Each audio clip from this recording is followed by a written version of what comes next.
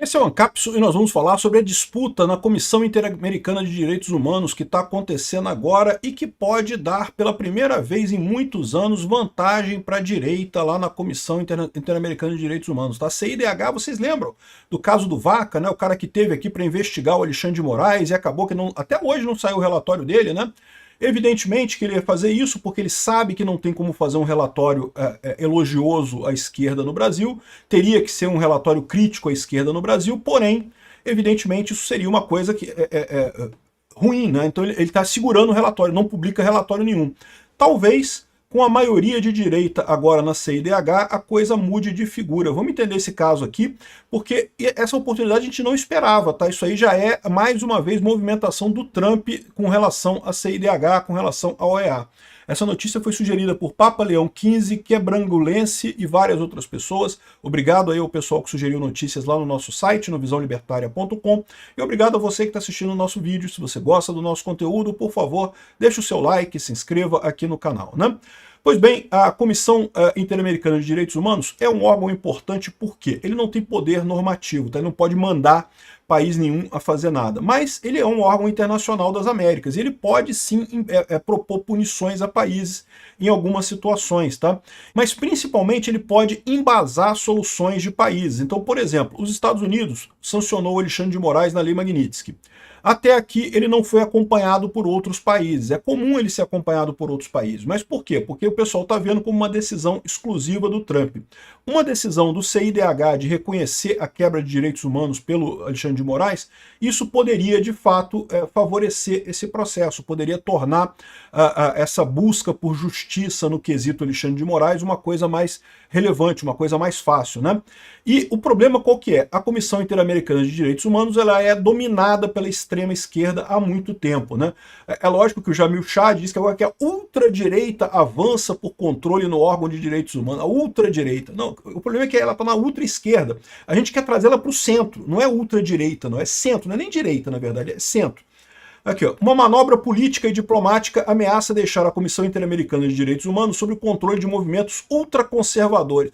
É incrível, que as pessoas não conseguem falar movimento conservador, não conseguem falar direita. Para ele é ultradireita, ultra super mergazoide direita, não sei o que lá, né?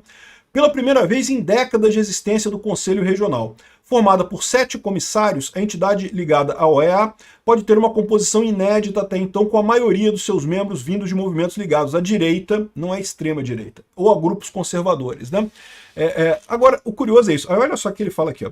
A comissão teve um papel histórico no combate contra as ditaduras latino-americanas nas décadas de 60 e 70. E é verdade, foi muito importante combater a ditadura dos milicos naquela época. Agora, a gente está vivendo a ditadura dos juízes, pô. Estamos vivendo a ditadura do Alexandre de Moraes. É importante o outro lado para continuar com o papel de defender os direitos humanos. Quem está violando os direitos humanos agora é o Alexandre de Moraes, é a esquerda, é esse golpe de merda aí dessa coligação PT-STF que dizem que está governando o país, né? Mais recentemente, sua voz na denúncia contra a violência policial, é lógico, pauta de esquerda. Ataques contra a democracia, de novo, pauta de esquerda. E aos direitos de grupos vulneráveis também foi importante. Mas, nos últimos 2 anos, o movimento conservador pela região passou a considerar a infiltração na entidade como um ato estratégico, inclusive para legitimar suas políticas em governos nacionais do hemisfério ocidental. Não, é um ato de desespero da direita. Por quê? Porque a esquerda está usando o poder institucional para suprimir a direita. A direita está crescendo na região, conquistou corações e mentes dos eleitores, portanto, as políticas deveriam gravitar em torno de temas da direita, não manter os temas da esquerda, como a esquerda insiste em manter, e com isso está criando uma ditadura no continente. O Alexandre de Moraes, o que está fazendo aqui no Brasil, é claramente uma ditadura, né? E aí o que aconteceu, né? Já teve a reclamação do Trump, que conseguiu colocar a Maria Payá, que é uma ativista cubana, como representante nesse Conselho Interamericano de Direitos Humanos. Ela é abertamente contra as ditaduras socialistas. Tem outros 2 membros desse conselho agora que também são de direita. E no final ainda teve o papo do esquerdista brasileiro, que era o Brasil queria emplacar, como é que era o nome do mané que o Brasil queria emplacar? Um esquerdista, uma esquerdista de extrema esquerda, Fábio de Sá e Silva. Era o esquerdista brasileiro que o Brasil queria emplacar. Não conseguiu emplacar, acabou indo do México. Aí eles dizem aqui, ó, o impasse marcou e aí acabou que o brasileiro desistiu para o mexicano. Não, o brasileiro não desistiu porra nenhuma. O brasileiro estava até o final na competição. Ele foi vencido pelo mexicano, felizmente. Por quê? Porque o mexicano, embora seja de esquerda também, é uma esquerda mais moderada, é mais de centro. Não é uma extrema esquerda como era o indicado pelo Lula, né? E aí agora o pessoal está preocupado porque o que aconteceu? Um dos outros indicados é o Arif Bulcan. Ele é da Guiana e ele é esquerdista. Ele é bem esquerdista.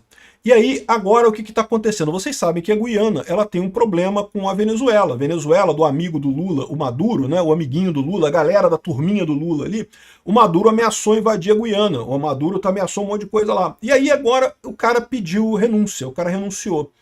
E aí o pessoal está preocupado porque, poxa, peraí, mas será que os Estados Unidos não está por trás disso? É possível que sim, mas é possível que seja a própria Guiana preocupada em não deixar a esquerda tomar controle da CIDH.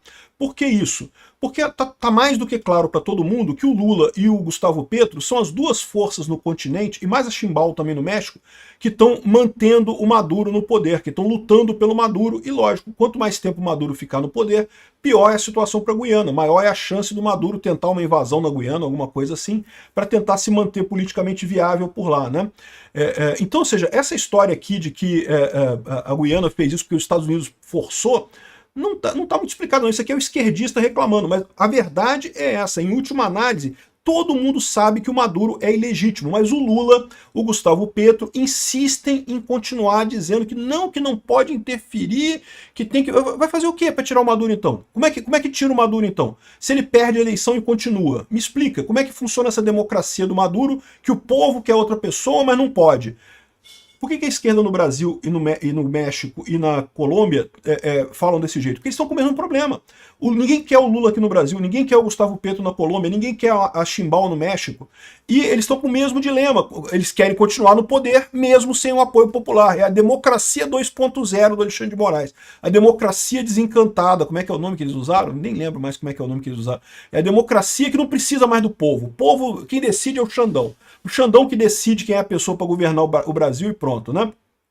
Então, aqui, ó, entre os diplomatas, houve uma movimentação inicial de que isso poderia significar que o Brasil teria a oportunidade de botar o mané lá do Flávio Júnior Sais Silva, não sei que lá o nome do cara lá, botar o esquerdista de novo. Mas, porém, a Guiana indicou alguém, a Vidna Persaud. E as regras da OEA, se um membro renuncia de um país, o membro daquele país tem a preferência. Não é obrigatório não, tá? Mas o normal é que esse membro seja eleito, né? Que é visto como uma substituição, na verdade, dentro do mandato por outra pessoa do mesmo país. Só que, desculpa, o nome dela é Trichala Persaud, que é irmã da Vidna Persaud, que é atual ministra de temas sociais na Guiana e conservadora, defesa da família, tradição, cultura, não sei o que lá. Ou seja, nesse caso, hoje a direita já tem um 3-4, que já é uma força inédita na Comissão Interamericana de Direitos Humanos, e agora vai ter 4-3. As coisas podem mudar muito rapidamente. Vocês lembram da denúncia que foi feita do Alexandre de Moraes por violações de direitos humanos lá na OEA? A OEA pode finalmente se pronunciar sobre isso, né? Você lembra do relatório lá do Vaca, que teve aqui no Brasil, entrevistou um monte de gente, não saiu relatório nenhum? Por que não saiu relatório? Porque ele sabe que o que ele viu aqui é um absurdo. Só que se ele publicar esse relatório, ele vai estar prejudicando a esquerda. Como a maioria do pessoal no CIDH é de esquerda, ele fez a única coisa que ele podia fazer, que é ficar calado e não falar nada, né? Não tem como ele elogiar o Alexandre de Moraes, porque está mais do que óbvio que o Alexandre de Moraes está violando os direitos humanos aqui no Brasil, está violando o devido processo legal, o processo acusatório, está violando toda a justiça brasileira só para perseguir Bolsonaro. Mas isso ajuda a esquerda, então a esquerda não quer mexer nisso daí. O relatório não sai. Talvez agora, com uma maioria de conselheiros de direita no CIDH, a coisa possa caminhar num sentido mais satisfatório. Pode ser que finalmente a CIDH defina de forma correta que o Alexandre de Moraes está violando os direitos humanos. E a Comissão Interamericana de Direitos Humanos pode aplicar multas no Brasil enquanto o Alexandre de Moraes for mantido como juiz da Suprema Corte. Sim, isso é possível. Por quê? Porque justamente ele está violando direitos humanos. O que a gente está vendo aqui é o checkmate sendo preparado contra o Alexandre de Moraes. Muito em breve isso vai ser colocado. É isso que a esquerda está apoiando, está apostando que não, mas a esquerda europeia, mas a esquerda americana, mas não sei o que lá. Não, meu amigo, vocês estão, o problema da esquerda é esse, eles estão na bolhazinha deles, na elite aristocrática socialista, esquerdista, que nesses países todos de fato existe, tá? Essa elitezinha da esquerdista continua nesses países, mas no final das contas, eles não estão percebendo que eles não conquistam mais corações e mentes das pessoas. E mesmo na Europa, mesmo nos Estados Unidos, a maior parte da população está rejeitando essas políticas de esquerda, né? Então, eles estão confiando que os democratas vão ganhar a próxima eleição, e eu não sei se vão ganhar. Eles estão confiando que a esquerda vai se manter na Europa, e eu não sei por quanto tempo que a esquerda consegue se manter na Europa. Está cada vez mais difícil para eles lá. Então, essa é a situação. A esquerda aqui no Brasil apostou nisso e está vendo seu espaço diminuir. Achou que ia virar a esquerda na América Latina toda, desde que o Lula assumiu, só ganhou direita na América Latina, com exceção do Uruguai, que é café com leite, né? E o problema da esquerda é isso, porque eles continuam errando esse jogo. Eles continuam errando porque eles são uma minoria que estão numa bolha pequenininha e não se percebem na bolha. Já falei para vocês isso em outros vídeos. A gente que está aqui na direita, a gente que está nos libertários aqui, a gente está numa bolha também, está todo mundo em bolha, meu amigo. Pode ter certeza, você está numa bolha também. Não sei quem você é não, mas você está numa bolha também. Na internet, uma bolha de informação. Você tende a consumir pessoas que pensam parecido com você. Então você acaba ficando numa bolha com aquelas opiniões. Mas a verdade é que a direita, o centro, os libertários, o pessoal ainda recebe input da esquerda. Por quê? Porque a esquerda tem a mídia tradicional. Inevitavelmente a gente acaba tendo input da esquerda. Então você está numa bolha, mas você está consciente do que está acontecendo no mundo. A esquerda não, a esquerda está numa bolhazinha. E ela se recusa a assistir canais no YouTube, se recusa a assistir grupos de WhatsApp, se recusa a participar da discussão mais ampla na internet. Então ela está numa bolhazinha que ela acha que ela está no plano cartesiano das ideias, mas não está.